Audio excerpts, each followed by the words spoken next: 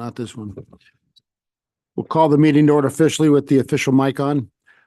6 p.m. Welcome, everybody. Mr. Hanson, our chair, is out of town, and he's asked me, the vice chair, Mike Holmes, to take his place. We'll call the meeting to officially order. For the audience here tonight, the City of Glendora utilizes a hybrid meeting format to allow for participation both in person and virtually. In consideration of others and the business conducted tonight, please silence your phones and any electronic devices. If anybody has a pager out there, and refrain from speaking unless recognized. If you are interested in speaking during the public comment or public hearing, speaker cards are located in the lobby area at the rear of the chamber. Please fill out a card and submit it to the recording admin. For those participating via Zoom, please select the raise hand icon in Zoom before the close of the public comment or the public hearing period, and you'll be recognized and unmuted.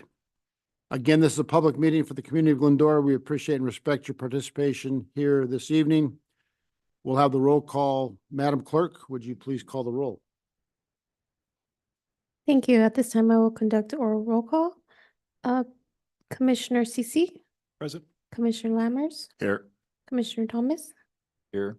Vice Chair Holmes. Here, we are four of us here. We have a quorum. So I've asked Mr. Thomas to lead the Pledge of Allegiance. And just Please. before we start the pledge, I'd like to note for the record that Chair Hanson has an excused absence for today. We need to vote on his excuse. It was a poor excuse, but so, okay. He's on vacation, out of town, so. If we disapprove, we'll change it. Pledge allegiance to the flag of the United States of America and to the republic for which it stands, one nation, under God, indivisible, with liberty and justice for all.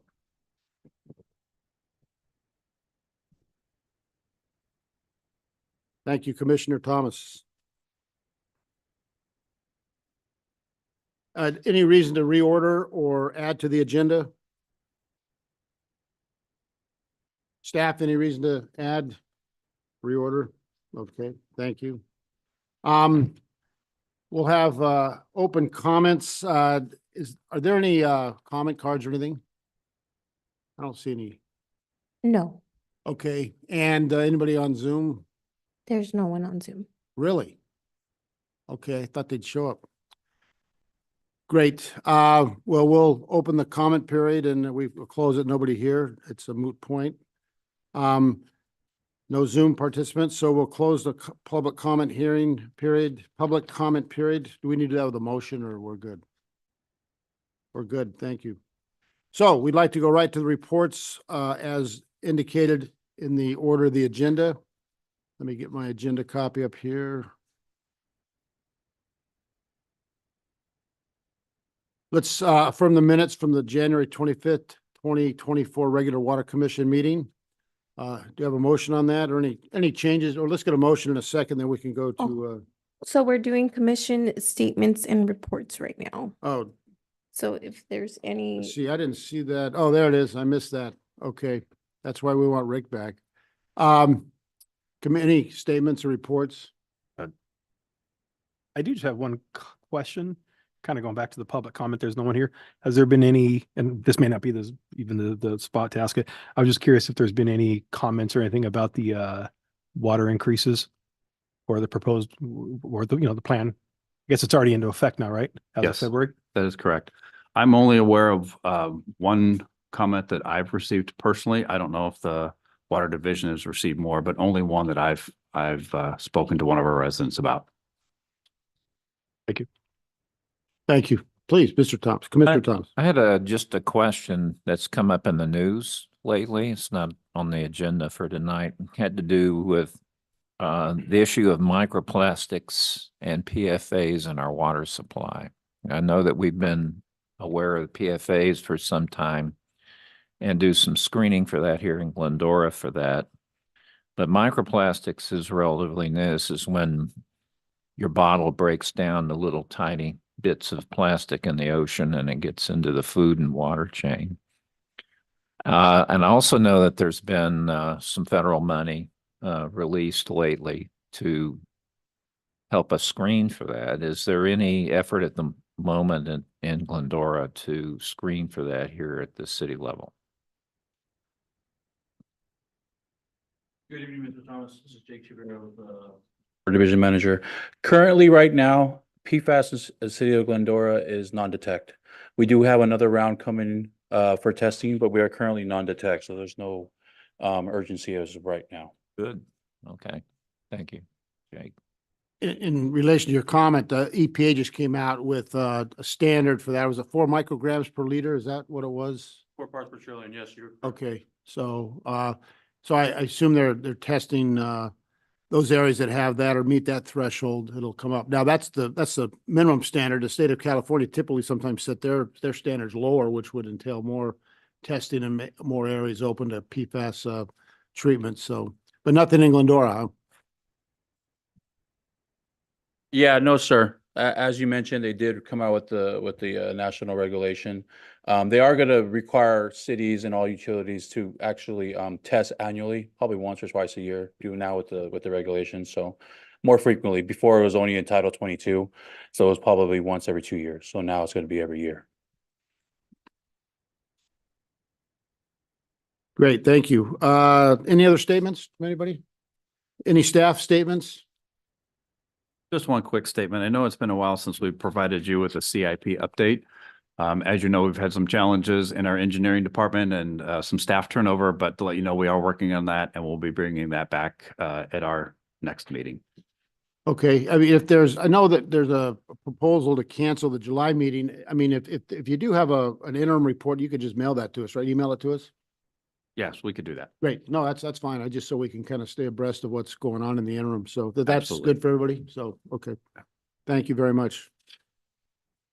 Consent calendar, that's the only item on the consent calendar. Any motion or any motion and then a second on that? Motion to approve. Have a motion? Second. Second, any comments on the minutes? So I will conduct oral roll call. Commissioner CC, Yes. Commissioner Lammers, Yes. Commissioner Thomas, Yes. Vice Chair Holmes. Yes, Motion carries 4-0. thank you. We'll go now to unfinished business, our water supply outlook. Who's giving a report tonight? I don't see, you get it all, huh? Yeah. Good evening, Water Commission. Thank you for having me again. I don't know if you remember from last time. Jake Shavira, Water Division Manager. I appreciate it. Yeah, let's get started. I'll be representing the Water Production Division for the local water supply outlet. Already hit the button too many times. Anyways, briefly, the city of Glendora has received over 25.93 inches of rainwater from the beginning of the water year through March 31st, 2024. The city's annual average rainfall is about 24 inches. We have received 22.54 inches over the months of January through March 2024. So a great year for us so far. The water year is from October 1st to September 1st, typically the following year. So this rain gauge measurement was taken at the Water Division Operation Yard. So we check it every time it rains or anything like that. It's reported to the National Weather Service as well. Here you can see the chart kind of compared from the last 3 years typically. So as you can see there for 23, 24 in the green. Obviously last year we got a little bit more. So hopefully we'll reach that.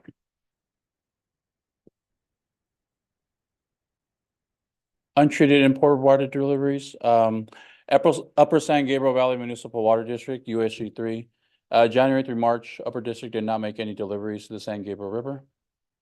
Three Valleys Municipal Water District, January through March, did not make any deliveries as well to the San Gabriel River. And then the San Gabriel Municipal Water District, January through March, delivered about 1,932 acre feet to San Dimas Wash. Here we have our before and after pictures. Obviously in December, you can see how quickly it filled up for us. It's really beautiful out there. We're really lucky to have this sucker filling up.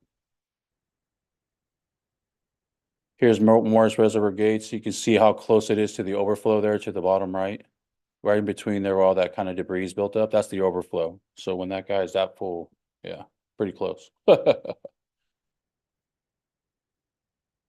Here's San Gabriel Reservoir. You can see the before and before on 12/27/23 and then 3/19/24.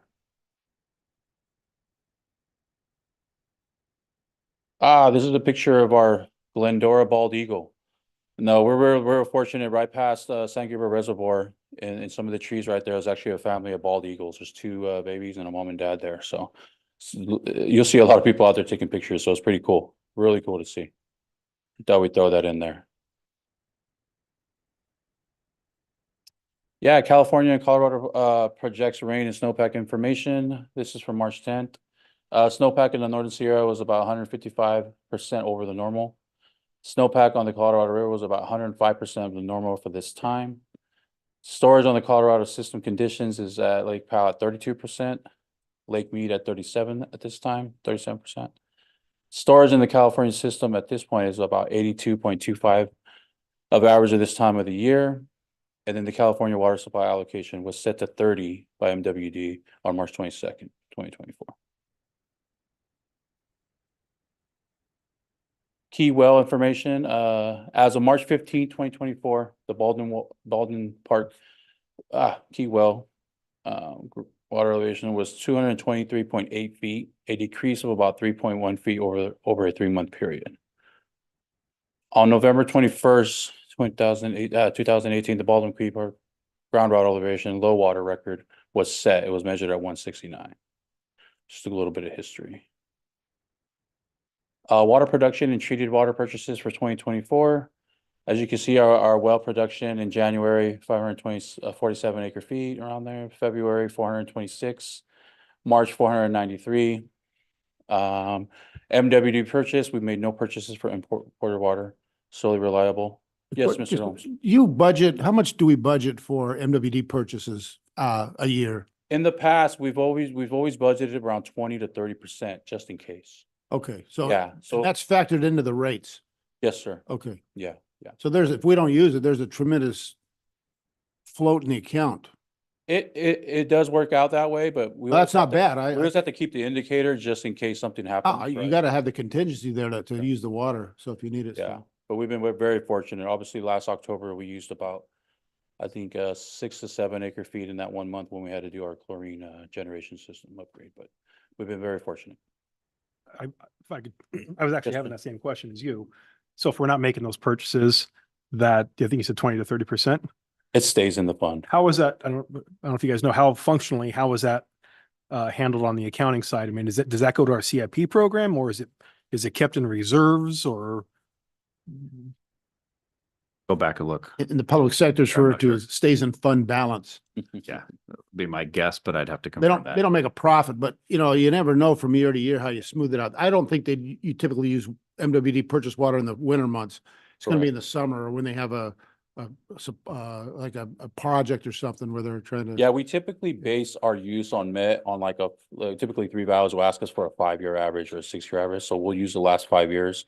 And let's just say we do 1,000 acre feet in the last, every 5 years, we'll typically budget for that. Right. Or depending on what our necessities are. So if those funds aren't used though, based on what you just said, does that mean that it can't be transferred to see, to improvement projects? Do we have to keep it in a reserve so that it's there, maybe going into the next year, or? Yeah, typically it's just gonna float in the account like your bank account. And at some point you're gonna say, hey, we've got extra funds, but you never wanna use it till you kind of see that year in your Not taillights. going to get reallocated? No, It's I good. don't. I mean, if they have an emergency, they could, Right. but typically not. So, Okay, yeah. all right, thank you. You're welcome. Here we have another chart in regards to the well production. You can see the difference between this year and last year. Yeah, you can see in February, typically you see like how much rain we got in the last 2 years. That typically shows on our production. When we get a lot of rain, our production kind of goes down, obviously, for landscaping purposes and people using less water. MW purchase, here we have zeros, so, yeah. But let me go back to MWD. The fact that you have those, they charge you a standby charge, like a meter charge, whether you use the water or not, they're charging you for using those connections. So that's a big cost, but that's their way of saying, okay, we don't care if you don't take any water, but we're ready to serve you right when you need it. So Yeah, There you go, ready to serve charge and a capacity charge just in case for the meter size and how many connections you have as well. Yeah, they determine it on that. I do have a question. sure. Thank you for that. No problem. So we're having another good water year, another good rain year. Probably not as good as last year, I would imagine, but better than the year before. I don't know if it's too soon to make this prediction, but let's just say the rest of the year isn't very wet. I mean, now that we're getting into, close to May, are we still at the point storage wise to where we may not need to make any purchases for the Sure. rest of the year? Let's just assume it's a hot year, maybe not too much more rain. Currently, right now, it would be safe to say that we don't need any imported water purchases right now. And the way that the county and Upper Valley is controlling the water up there, they'll be doing some maintenance to some of the, I think at the reservoir. They're releasing a lot of water, but at the same time, we're trying to hold it back here at the pools. I mean, our sedimentations back here by our San Gabriel plant are the fullest they've ever been in, according to the guys, like either 10, 15 years. They've never seen the basins back there that full. So it's a benefit for us because we directly pump from there. So All right, good. it's safe to say that, sir. Yeah. Okay. Thank you. We talked last meeting.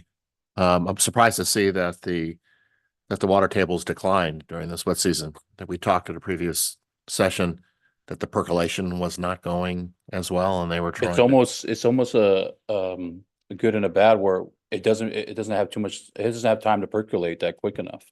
We're getting so much rain that it's going. It's just going right out to the rivers, going out to the flood control channels.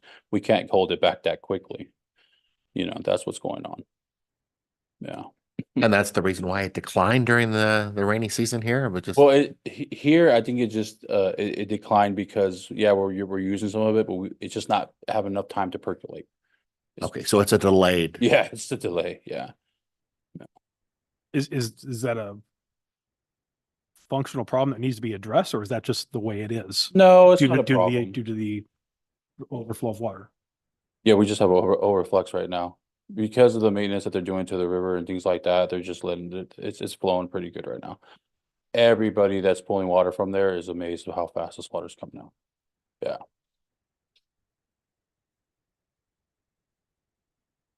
Any other questions, sir? We have the recommendation that you receive and file the local water supply outlook. Any questions?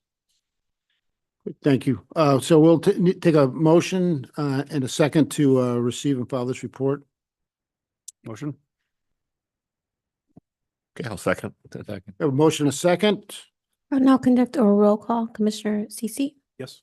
Commissioner Lammers, Yes. Commissioner Thomas, Yes. Vice Chair Holmes. Yes, Motion carries 5-0.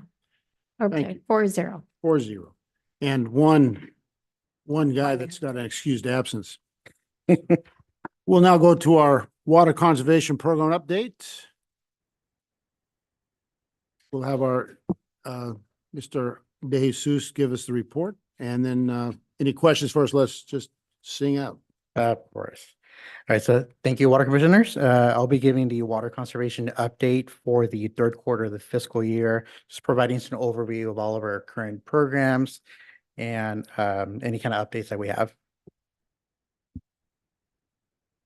Okay, so starting with our social media post, we promoted our collaboration with SoCalGas and Synergy. So Synergy is the company that SoCalGas has hired to do all the installations. So they're installing multiple water efficient devices, specifically just for residential water customers at no cost to them. Also in March, we promoted our Fix a Leak Week. We gave away free water saving kits, which included shower heads, aerators, toilet flappers, along with some literature on easy home repair tips. And just a picture of the Fix a Leak Week table in front of our finance department at City Hall. We gave away approximately 150 water saving kits. So this is me. This is a state of our utilities. So the Chamber of Commerce hosted a community workshop called the State of Our Utilities, where multiple companies were invited to provide updates on rate increases, programs, any kind of updates that residents might have had. The water conservation team was asked to speak basically on the same thing: upcoming state regulations, available city programs, and current drought conditions. Staff hosted 3 fifth-grade classes from Stanton Elementary at Three Valley Treatment Plant in Claremont, where they learn where water comes from and how is it treated. This is the first time that Stanton Elementary has ever actually participated in any one of our programs. So we're hoping we keep the momentum and next year try to push them to even do presentations as well. So starting with the our city comparisons for our water usage. So starting with 23 and 24, these figures help essentially just assess to see how we're doing, how our programs are working. So year to date from January to March, we actually had an increase of 7.07% increase in water usage. Compared to 2020, 2024, we had an 18% decrease. And this is the numbers that are actually being submitted to the state. So these are the real numbers that count.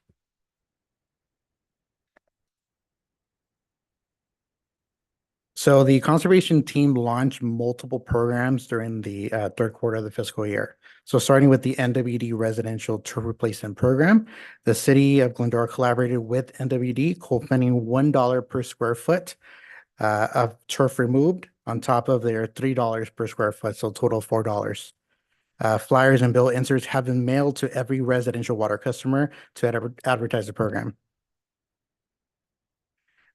Next up is our partnership with SoCalGas. So City of Glendora SoCalGas has relaunched the no-cost water efficiency upgrade program, which includes toilets, irrigation controllers, aerators, hose bib controllers, shower heads, weather-based irrigation controllers. Since the launch of the program in January 1st, Synergy companies have installed 179 toilets and 83 controllers, which is pretty good in a short amount of time. That's a total of 1.8 million gallons of water savings, which is what's being projected. And I believe they already spent like $100,000 for all the installation. So this is at zero cost to residents to have everything installed for them. So given the success of the program, staff is looking into extending the contract and even adding multifamily properties as well. Staff launched the non-functional turf program as well, especially for commercial, industrial, and institutional customers. So the program offers $4 per square foot to remove existing turf that is not functional, hence the name or the title. So it's up to $10,000 per property. So staff mailed a flyer and billed insert to have all CII water customers informed of the program. We've also collaborated with the Chamber of Commerce, try to see they could kind of push this as well. And finally, the Community Water Hero Program. So this program also specifically targets CII customers. The intention is to incentivize and reward CII customers for doing everything they can to be more water efficient on their properties. So the program offers a free indoor and outdoor water assessment, detection of possible leaks, free indoor-outdoor repairs, and direct installation of new toilets and urinals. And then on to the urban water use objective, the saga with this still continues. The regulations have not yet been approved yet. So, but on March 12th, the State Water Board did release a new version of the draft proposal, which allowed each water agency to essentially submit any kind of remarks or considerations. Hopefully they can make some changes. So the proposed regulation is set to be considered hopefully for adoption August of this year. If adopted, the regulations goes into effect January 2025, but we're required to start meeting compliance targets beginning January 1st of 2027. So staff has already started working on these targets ahead of time. One of them is to reclassify all of our CII water meters into 19 different categories. Upcoming water conservation plan, starting with SoCalGas partnership. So the residential program is ending actually in July. As previously stated, staff is looking into renewing the contract with multifamily properties. And we're also trying to come up with a program for the Glendora Unified School District and Charter Oak School District. So we're currently waiting for the school year to end, which is basically in the next couple of weeks. So after that, we're going to go ahead and speak to the school administrators, try to come up with a plan for them and see how we can help them with the collaboration with SoCalGas. Next with Waterways Consulting.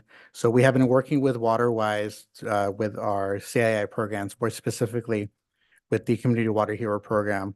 To be honest, we did launch the program early in January. We're not seeing the momentum or the steam as we anticipated with them. So after even after sending flyers, after speaking to a lot of commercial properties, we haven't seen much of that. So we are kind of looking at other options to see what we can do to promote that program. And then our Glendora Municipal Code, the Glendora Municipal Code for water conservation is kind of outdated. So we are currently working on making some changes that way it could align with the new rate structure, the urban water use objectives, urban water management plan, and non-functional turf regulations that are coming up. And then we recently did have Earth Day, just literally a couple days ago. So I do not have any pictures or updates, but I will provide that during the next meeting.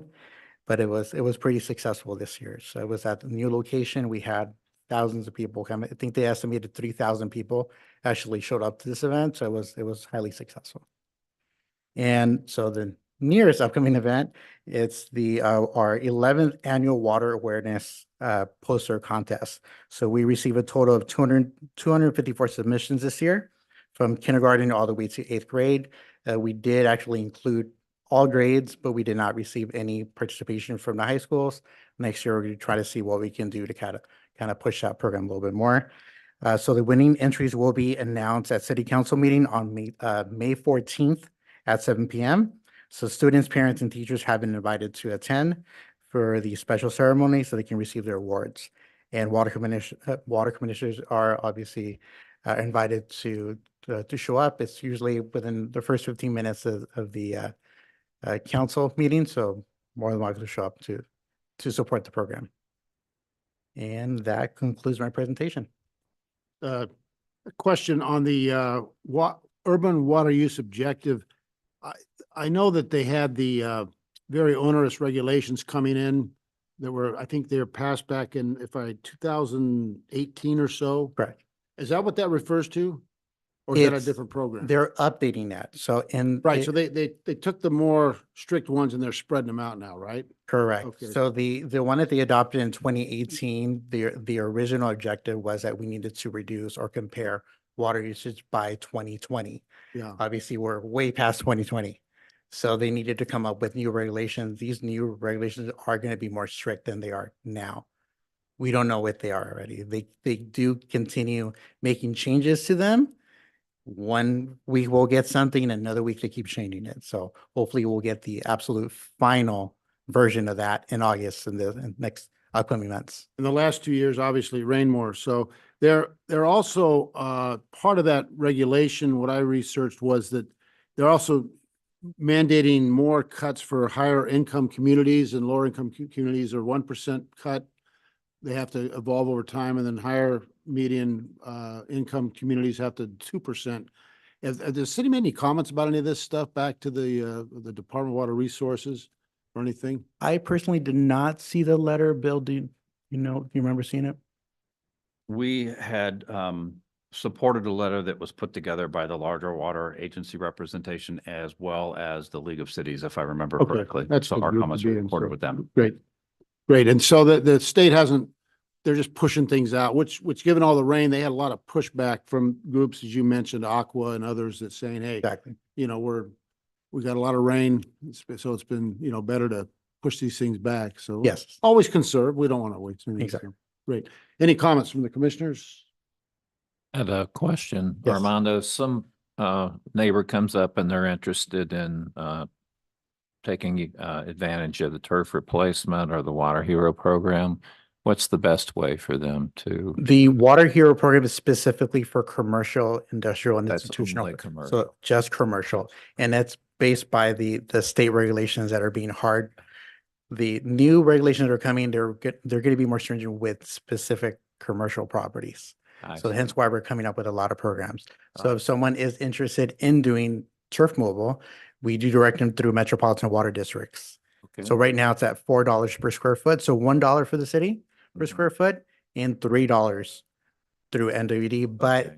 it's temporary funding. Right now they are saying that they're gonna do it all the way to September of this year, assuming that there's still funding, hopefully in that. So we are telling residents, do it sooner than later. Mhm. And one of the regulations that NWD does have that we did not have at the time is that they do not accept artificial turf. So that's one of the questions that we are constantly getting calls at for residents that are used to artificial turf. They will not accept it. Even if you try to convince them, it's not going to happen. So it has to be drought tolerant plants, landscaping. Okay. So the turf removal program is only for commercial. There's not a because you put up a couple of different images. I actually thought the earlier images were residential and then you showed one for commercial. Is there not one for residential right now? Not for the city, no. So the one that the city's running right now is just strictly for The one for for 4 commercial properties, yes. Then you So- you put another image after that. Yeah. And when you said this is for commercial and I thought that was for commercial. so- So it's all the same program? It's kind of, so the residential one, that's through Metropolitan Water District. So that one's all through them. So the city's not handling anything. We're just Okay, co-funding so there's one for residential, but through, through Metropolitan- Metropolitan Water District. So the second one's going to be the non-functional turf Right. program. So that is to kind of get ahead of the state regulation that's literally banning banning turf on areas that are, so and that's for our- commercial. Metropolitan Water District is also offering their program. We decided to do our own just because there's other things that we require versus them. We're trying to make it easier in a sense. So let's say you have a front property that does have a slight slope or hillside. Metropolitan Water District requires you to put plants in there. Our program does not. So the intention is literally remove your sprinklers, remove your grass, cover it with some sort of ground cover. If you decide to put plants, you can. We're not requiring it. Got it. Or you could put a ground cover. Metropolitan Water District is requiring that. Gotcha. You have to put 3 plants within a 100 square foot area. What is I always wondered about, what's the reason for taking out turf, grass that needs watering and then putting in plants that still need watering? So I even saw something about putting a tree in there and getting $100, which needs to be watered. What's the theory of that? The amount of water that grass requires versus plants is Right. significantly higher. So why require anything that needs watering versus the city's plan where you just put ground cover? For environmental purposes, to try to create plant life and still basically for that. I do have another question. Yes. Please. So you showed there was a 7% increase this year versus last year. Does anybody speculate why? I mean, it hasn't been much hotter this year. Any ideas why more water usage? Personally, I believe there is still a lot of that stigma that the news keeps saying that we're out of a drought and people are kind of doing what they want at this point. So we are trying to increase our surveillance and try to see if we can tell people, and we're out there educating residents. We're not going out there just to get ticket crazy and you're going to get a fine. Everything is consistent. Education. But Yeah. we have a small group to literally drive around the entire city. Right. So we're trying to get them as we can, but there's still people out there that still believe that we're out of the drought. And yes, we received tons and tons of water this year. But people love their green grass, unfortunately, but we're doing our best with what we can. And I figured that might be the answer, right? Because I've thought about that too, that, we're a few years away from, the worst drought, the worst recent drought year. And some of that mindset may change, right? Plus Yes. there's a lot of rain and so forth. So as far as the programs and the flyers and stuff that are going out in the mail, how often for any one of these given programs are they put in the mail? Is it just they're put in the mail once and that's it? Or are they put in the mail frequently? I don't remember seeing them multiple times. So what's your general, what has been the general plan or what will be the general plan for these individual programs? It depends when we're trying to push a program or if we're trying to send a message. So it's two different things. So obviously right now we are pushing all of our new programs that we have right now. Now that we are seeing these numbers that are increasing every single month, we are planning on doing another mailer to try to remind people, hey, we're not done here yet. This is California. We are constantly going from one day to the other. It's 98 degrees to a rainy day the other day. So we're getting comfortable again. So we're trying to push that message again. So we will be hopefully within the next month or two, we'll be sending another mailer just as a reminder. And that's kind of what I was getting at is I know there's a cost for doing that. Yes, I don't know yes, if it we is. use an outside service that sends out our bills and Yes. tax the envelopes. I assume so. I know there's a cost for that. And that's why I was just wondering, because if you do it once, especially for commercial, right? They got Mhm. lots of other things to worry about than you guys wanting them to remove, turf, right?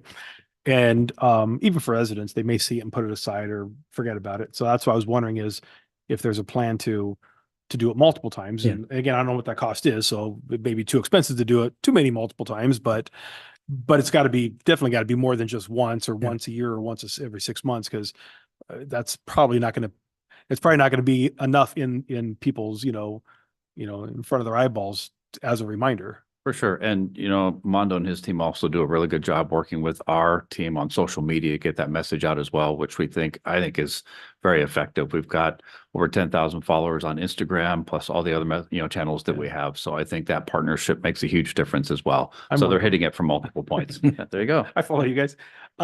But not everybody does, right? So that's why there's got to be other forms. Are you guys still putting up any kind? I know there was banners. I think when I first joined the commission, there was banners up here and there. Are you guys still doing anything like that? I don't recall seeing them where I live, but Currently, not right now. The only location for a banner is literally at Uptown, and it's fairly expensive for 2 weeks. is it really? Yes. Well, And the cost of actually creating the banner and then having them out there. you said it's expensive for 2 weeks. Why? Yes. Why is that? So the city actually does not own the rights to put the banners. I believe we're paying the association that's in charge of the village area.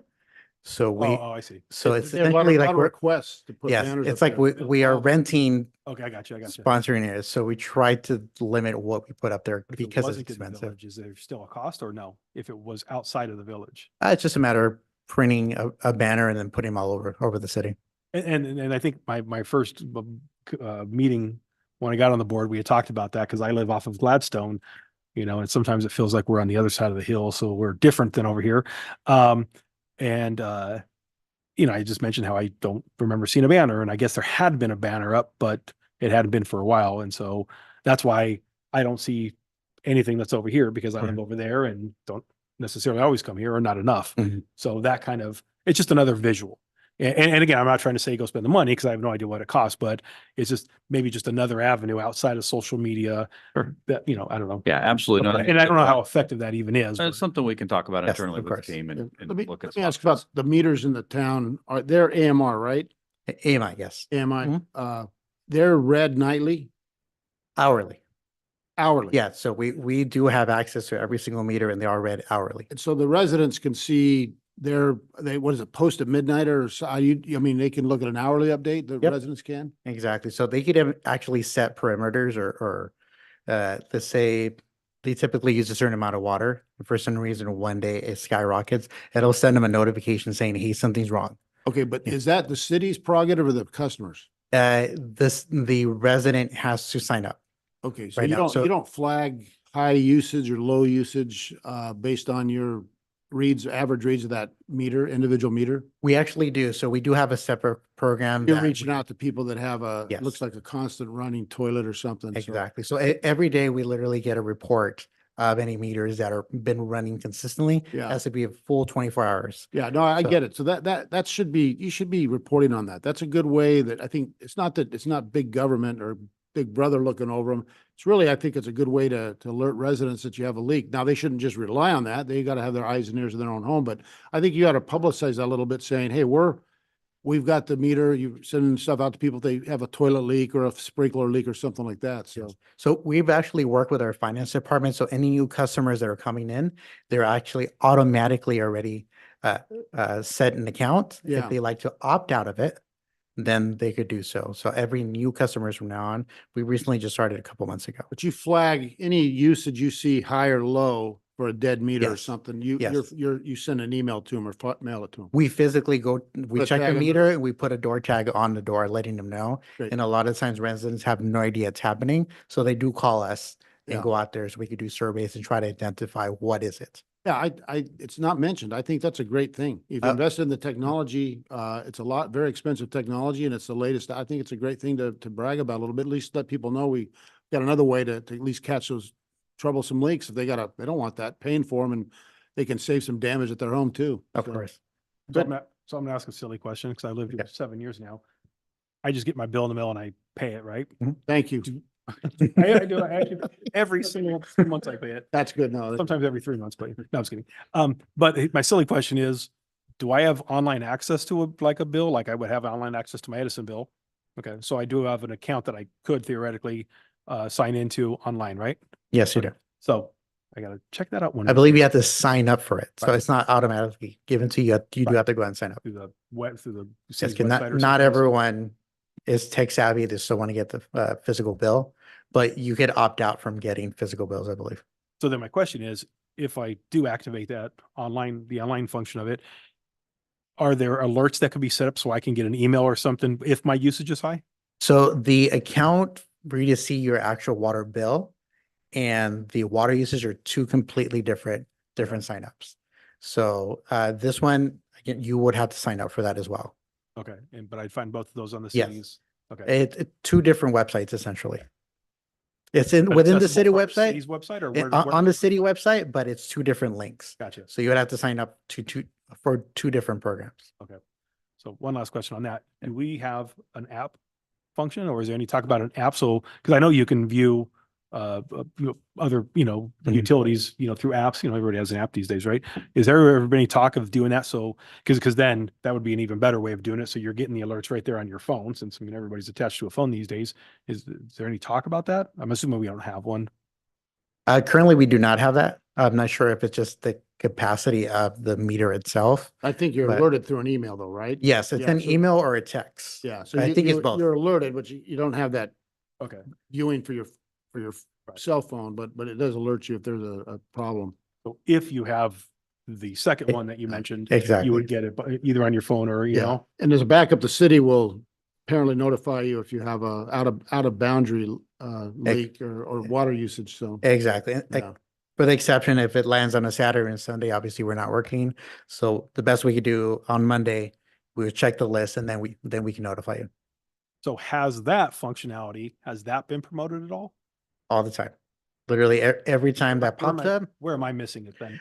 we've sent that at least once a year for the past 10 years. Okay. We do not have much participation, if I'm being honest. Okay. Some people are afraid of technology, maybe they don't know, or maybe they don't have access to a computer. So we do have low participation on that one. That way we are working with our finance department to kind of force people into signing up. Is there somewhere on the bill where that could be just noted every month or? I look at my bill, but I don't remember what the bill looks like. Is there? Yeah, somewhere, I think that's one of the challenges when we put, inserts or put something on a bill. I mean, a lot of people, they get the bill, what do they look at? How much do I need to pay? Yeah. And most people aren't looking at anything else in that information. So we try multiple channels, but not just us, utilities in general, I think struggle with that, trying to get those messages out. You see a lot of things from Edison, gas company, whoever, and a lot of people just really don't pay attention. So So- every time we do notify someone ourselves that there is a leak, we actually attach a flyer That's good then. to that door tag. That way they're aware. There's times that they'll see it and they'll toss that as well. They just want to know what's happening now. Right. Okay. Well, I'm So, certainly but guilty we're of trying our not- best. I'm certainly guilty of not doing what I'm asking you guys about, but then It's great technology and it's Yeah. been perfected over the last 20 years. And I think the city backstops it by going out to flag usage too. And like low usage too. If the meter's dead or something, or the batteries are dead, okay. they can check that too on their end. So we're not subsidizing water usage. So, I'll make sure to send you the flyer. That way you can sign up. Yeah, if you can, because course. like I said, I should have done it. The part about seeing the bill, I don't really care about that because I get the paper bills because I'm old school. But the one where I can, see my usage or be alerted to it, I definitely, I'm going to commit by our next meeting, especially since we're not having it in the summer. Gives me extra time. Yeah, we have it on video, so. Oh, you're right, it is. keep No, yeah, paying, it's like- keep paying the bill on time too. Oh, I do my civic duty. Now, So- Pat, are you enjoying the inserts from your Athens bills and are you getting paperless billing and automatic I do not payments? do paperless billing because I like the reminder of getting a paper bill. Okay. Unless I'm getting a discount through like my mortgage and so forth, then I do paper, there's I have a question though. always an Resident- ulterior motive. Resident asked me, and I don't know, Armando, this is maybe a Jay question.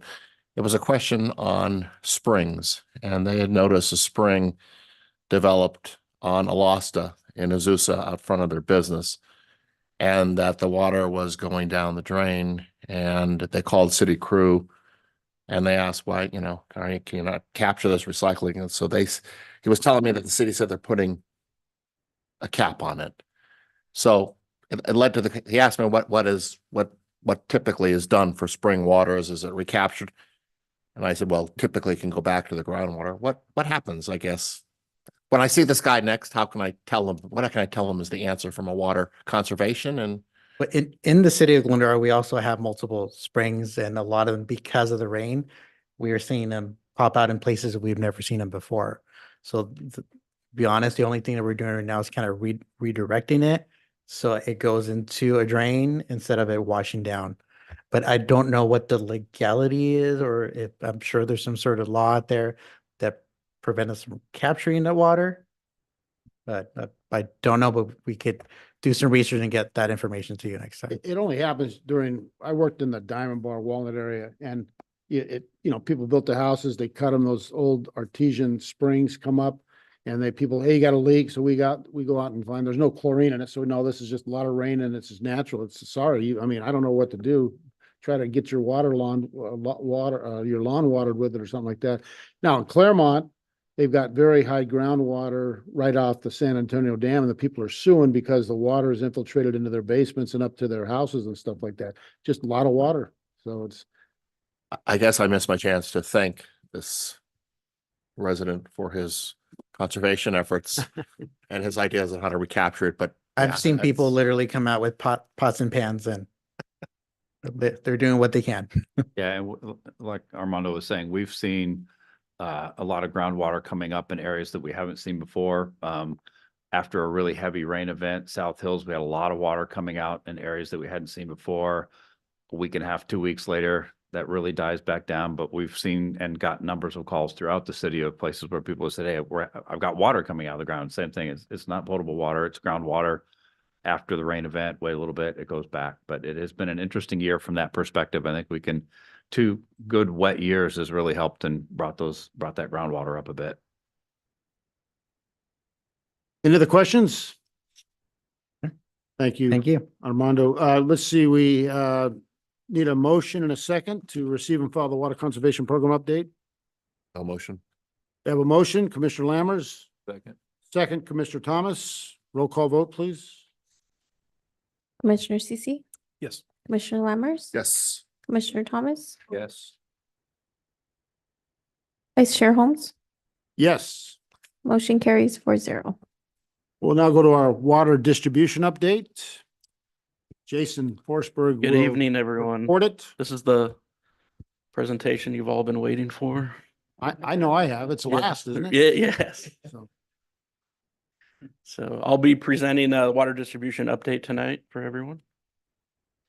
All right, so we'll be going over our distribution leak history for third quarter, fiscal year 23-24. You'll see in blue, we'll be referring to 22-23, and then in purple, 23-24.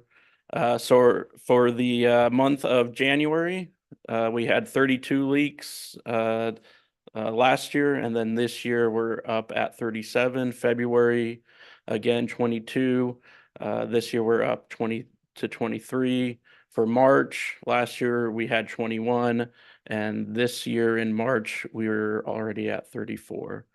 Total combined for third quarter, last year 75, and so far this year we're already at 94.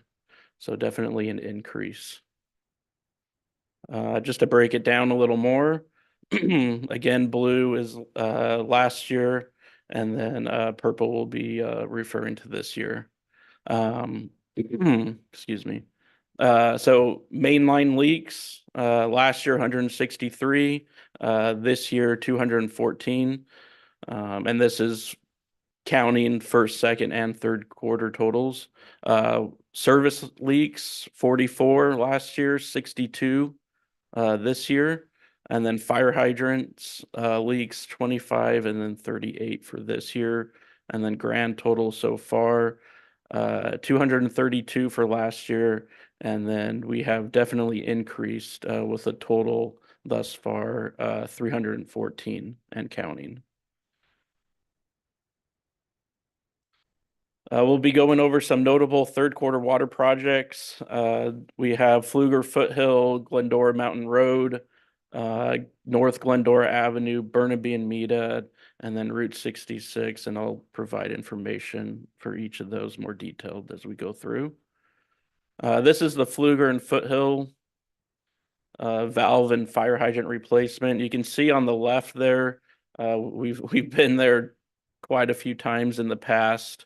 This is a main line that we've had a lot of issues with just because of the age of it. It is from the 1950s. That left photo, you can see we actually had to cut out the fire hydrant, and then we actually cut out that whole piece of line right there. And then the right photo is the actual repair. So we cut in a piece and then relocated the fire hydrant. That's the valve that you see right there. That's for the hydrant. And then we ran the hydrant lateral and built a new lateral and hydrant up on the side of the sidewalk right there. Was that transition between two different types of pipe? Looks like you got a mechanical joint in there. Was that ductile and steel or? Yeah, so what we usually do when we replace from steel, we'll use DI pipe, and then we'll wrap it up too, sand bedding and wrap it. And then, yeah, those are, we use mechanical joints for those connections because we can't put any, that's the best type of connection when Yeah. you're going from steel to DI. This is at 1090 Glendora Mountain Road. So this is up at the top right near Big Dalton. This is right where the state has their fire service, the Rangers up there, up at Dalton Park. So right here, this actually comes off of one of our boosters that feeds the Dalton area. And it also feeds the ranger station right there as well. So in the vault, that's actually a vault. So on the left, that's the original that was leaking and needed to be replaced. It's a 16-inch line with a 14-inch valve. And then you see off to the left of that, there's a small 6-inch line that we abandoned. And then up at the top there, you see a 2-inch riser, and the meter's not in there, but that's where the meter was to feed that fire station right there. The photo on the right, we cut everything out to replace. And then you can see on the left, one of the guys on the crew, he's cutting the pipe on the outside. So on the right, the photos at the beginning were inside of the vault. Now we're on the outside of the vault, piecing everything together. So again, we went from steel to DI. And we actually replace it with 14-inch, which has the same outside diameter as that 16-inch steel. This is 160 North Glendora Avenue, right in downtown.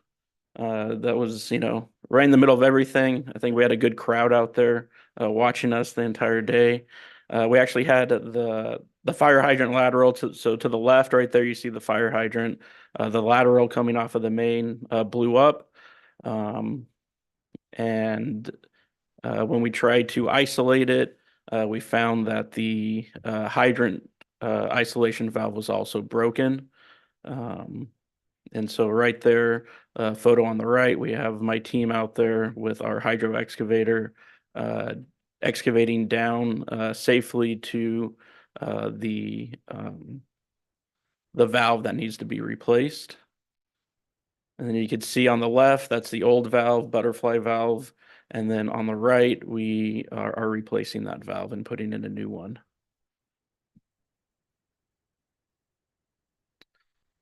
This is Burnaby and Meta. So this is another part of our valve replacement program that I've started in the last 4 or 5 months. We have a lot of broken valves out in the system. We're now consistently having a valve truck and exercising program. And then when they come along, these valves that are broken, we've created a list, and then we try to do at least one replacement every week right now. So you can see to the left, the guys are getting ready to install and drop in the new valve. And then that's the new valve right there. On the right, again, we use special couplings and fittings to attach it to the existing steel main that's out there. And then he's cleaning the existing pipe to fit in another piece right there to connect everything.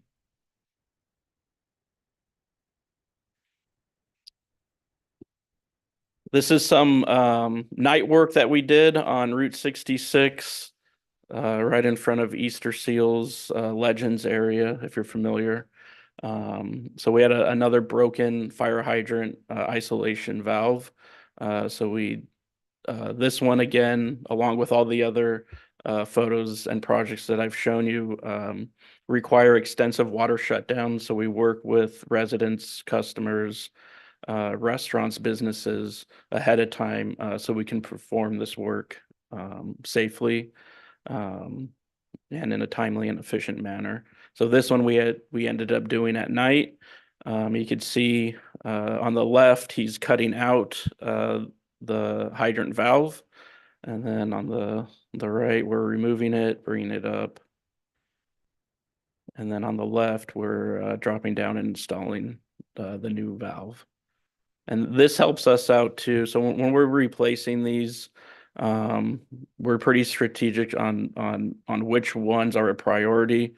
For this one, Route 66 high traffic area, if for whatever reason that hydrant got hit, which is very common along Route 66, we would not be able to isolate and shut off that valve without it impacting many residents, customers, restaurants, businesses. So this is the best option. So it's a planned shutdown and we're not out there at 2 a.m. Or even in the middle of the day having to notify residents that we're going to be shutting the water off. Is it your valve program? You're out there exercising these valves, you find that they're snapped or something, or is that how they? Yes, correct. Yes. Yeah. And then recommendation, receive and file fiscal year 23-24 water distribution update. If anyone has any questions. Jason? I have a Yes, sir. question.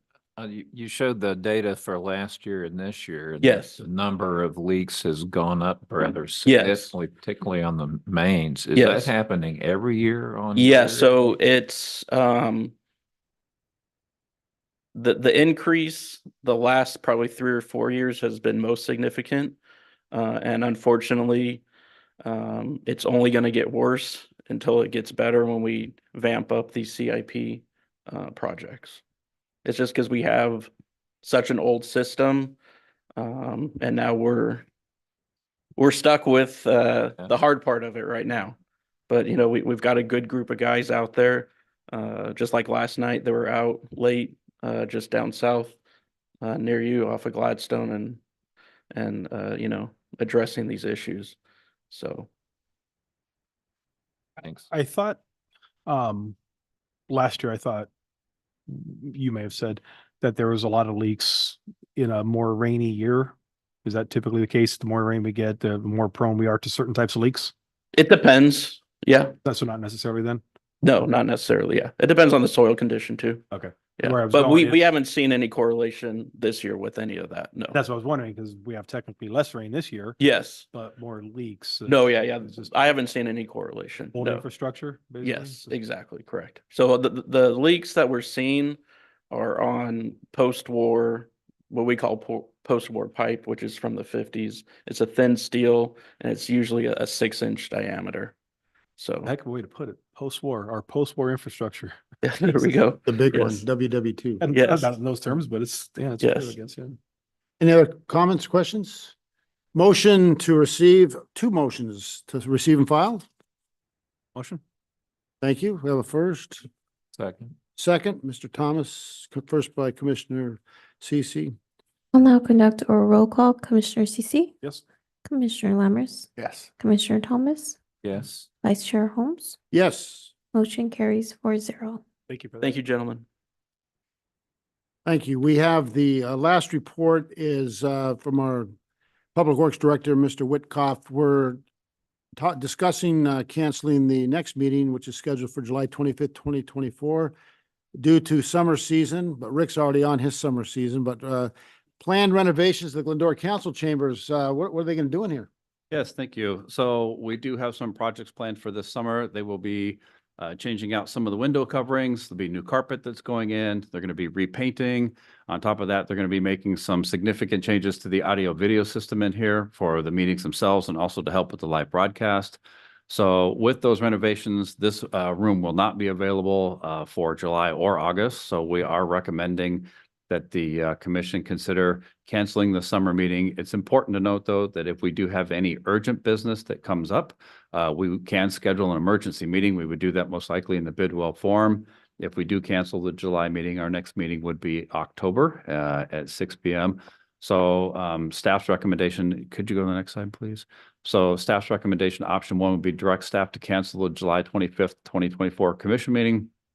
Or option two would be to direct staff to conduct the meeting and at a different location and work with city clerk's department and to do it at the Glendora Library at the Bidwell Forum, make all necessary arrangements. But again, our recommendation to staff would be, we're recommending option one at this point.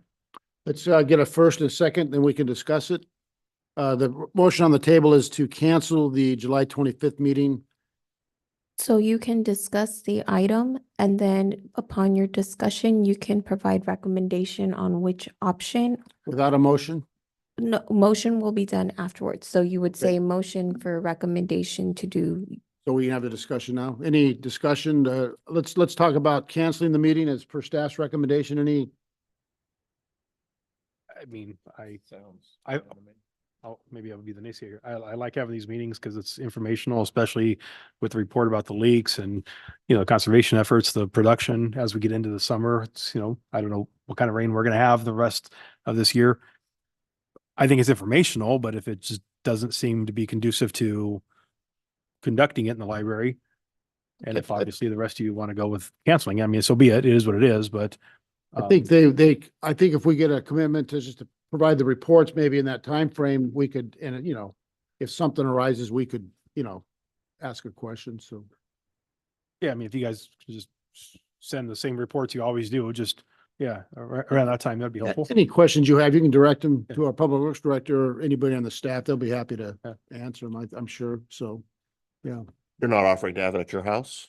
We can have it anywhere in the jurisdictional boundaries of the city of Glendora per the Brown Act. So we could meet at my house, have a barbecue or something. So. I put in a brand new pool a year and a half ago, so with a spa, so feel free. That's where your water usage went. Right. Believe it or not, to fill that pool in the spa, It's not I bad. was shocked how Yeah. little my bill increased. Water's good value. Yeah. I mean, I honestly, I didn't know what it was going to increase. I thought it was going to increase by $1,000 more. I Yeah. didn't know. I was No, preparing it's- myself. I got my bill. I think it was minuscule compared to what I thought. I have a pretty good sized pool. Did you get a notice from the city though that you? No, I didn't actually. I was expecting something like that. Like, hey, what are you doing? But no. But anyways. Commissioners are exempt from those overages. So- Oh, that's. I don't know. that's- No. No. That was, sorry, TV. No. Not gonna go on, I'm not gonna write with that comment. No. Mr. Lambert. I would propose, if there's any more conversation. Make a motion if you Uh, want to. Motion to accept option one. We have a motion to accept option one, which is to cancel the meeting as per staff's recommendation for July. Second on it. I'll second it just with the stipulation that we get those same reports, just however you want to do it in an email around that same time frame. We have a first and a second with the stipulation, if that's okay to your first, that we get the standard reports about the same time frame, and that would suffice for us. I'll now conduct a roll call. Commissioner CC, Yes. Commissioner Lammers, Yes. Commissioner Thomas, Yes. Vice Chair Holmes. Yes, and I'll say yes for Mr. Hanson too. So I do have a question. Are they shake gonna get hands new first. chairs with the massage function? Is that part of this renovation or? next item is to adjourn the meeting. Any reason not to adjourn? So we have just any closing comments and Oh. then we can adjourn the meeting. There's no closing comments on mine. Well, why don't you introduce yourself? You're new, right? Business, and explain what you do, just so we know. New business service. Can you come up to the mic, please? Yes. For viewers at home. Hello, my name is Paul Fisher. I'm the new Business Services Manager for the Public Works Department. I basically handle budget, contracts, all the administrative aspects for the department, and I've been here for 3 months. Prior to that, I spent 18 years with the city of Rancho Cucamonga, also in Public Works. Yes, welcome. Thank you. Any closing comments from staff? Thank you very much, everybody, for your presentations. Thank you. Any commissioner closing comments? Good. Now we can adjourn. Do we need to adjourn with a motion? Meeting's adjourned at 7:05 PM.